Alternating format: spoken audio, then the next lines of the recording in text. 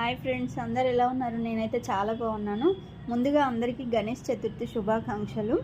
ఆ విఘ్నేశ్వరుడి దయతో ఏ విఘ్నాలు లేకుండా అందరూ మీరు చేస్తున్న పనిలో ముందుకు వెళ్ళాలని చెప్పేసి కోరుకుంటున్నాను. ఈరోజు నేనైతే మీకు ఒక కాయలు చూపిస్తాను. చూడండి, ఈ కాయలు చింతకాయలు కదా. నేనైతే ఫస్ట్ టైం చూస్తున్నాను. చింతకాయలు ఫస్ట్ టైం చూస్తున్నా అంటుంది ఏంటి, ఓవర్ యాక్షన్ అనుకోకండి. ఎందుకనంటే ఈ చింతకాయలు చూడడం ఫస్ట్ టైం. ఎందుకంటారా? చూడండి, ఇవి ఓపెన్ చేశాను కదా ఎలా ఉందో. ఇంకా గణేష్ చతుర్థి అంటే మనం ఇంకా ప్రతిదీ చింతకాయలతోటే కదా చేసేది. చింతకాయ పప్పు, చింతకాయ పచ్చడి, ఇలా అన్ని చింతకాయతోనే చేస్తాం ఈరోజు. అందుకని చెప్పేసి చింతకాయలు తీసుకొస్తే ఇలా ఉన్నాయి. పప్పు అయితే బీట్రూట్ వేసి చేశానేమో అన్నట్లుగా మారిపోయింది కలరు.